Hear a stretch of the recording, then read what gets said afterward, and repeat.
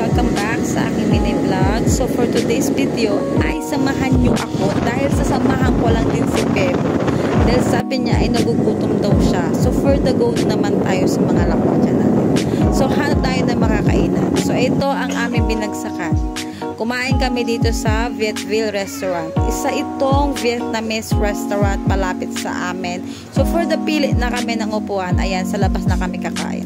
Literal na sa labas ng restaurant. Ayan ang menu nila na puro authentic food. And then for the waiting kami ng aming order, and then i-flex ko ang labas or ang view ng aming harapan ng aming table. So ayan, makikita nyo yan kapag dyan kayo umupo sa lamesa namin. Tapos ayan, for the moment ako, kunwari, nag-music video, kunyari malungkot ako, wala lang, try lang.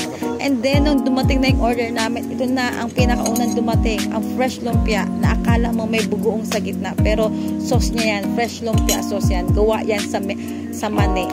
And then, next na dumating ang garlic bread. So, ayan siya, literal na puro garlic. And then, ayan ang aming order na black jello, or black gulaman test.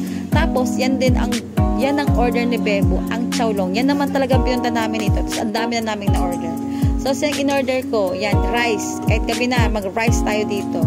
So, ayan, si Bebo, gutom na daw siya. So, kakain na siya. Yan. And then, dito na ang kabuuang order namin ng aking spare ribs with mga vegetables sa gilid. And then, ang aming garlic bread. And then, meron siyang fresh lumpia na may mukhang bagoong na sauce. And then, tinikman ko na. Siyempre, hinusgahan na natin kung anong makakain natin dito. Kung anong lasa ng pagkain at anong pinagmamalaki ng Vietville. So, ito na. Tinikman ko muna siyempre ang madalas na sinasharon, ang lumpia. And then, kumain na rin ako nung order ko na spare ribs. Actually, masarap siya. Yun lang yung comment ko, masarap. Actually, matamis-tamis siya. Actually, pwede namang spicy siya, pero ang pinili ko yung hindi spicy kasi hindi ako mahilig sa spicy. Tapos ito, yung fresh lumpia sinerve sa amin ng walang serving spoons, pero siguro ganyan talaga yan siya kinakain. So, sinausaw ko muna, dinip ko muna sa sauce niya at masasabi ko talagang masarap. Fresh na fresh. Yan, may hipon siya sa gitna, tapos may mga kung ano ng gulay siya, may lettuce, tapos kung ano ng dahon niya nasa loob na yan. And then dinigman ko rin ang kanilang fresh gulamat at masasabi ko talaga, sobrang sarap, the best.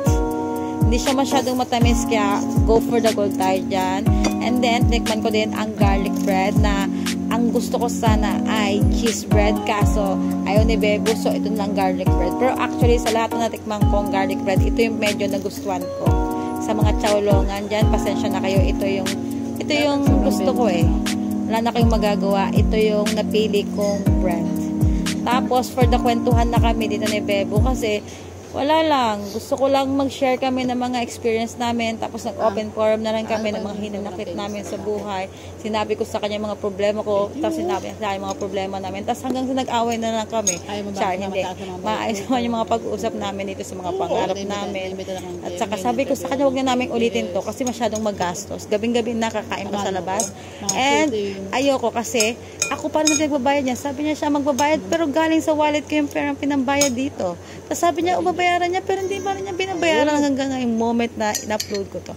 Tapos, syempre, for the dessert na kami, ayan. Hindi na ako nag-order ng dessert kasi busog na ako. Kinain ko na lang yung gulaman dun sa black gulaman na juice namin. So, ano na pala ito siya, dual purpose. Tapos, for the weekend na kami, nag-take out na lang ako ng garlic bread para kay mama. Ayan, yay, pauwi na kami kasi antok na ako, 9 PM na yan eh. Closing time na ng mga ng restaurant na to. So, ayan. For the aesthetic muna tayo. Bye! So, kung gutom na kayo, gabing-gabi na kayo, pumunta muna kayo dito sa Vietville. Highly recommended. Thank you. Bye. Mwah.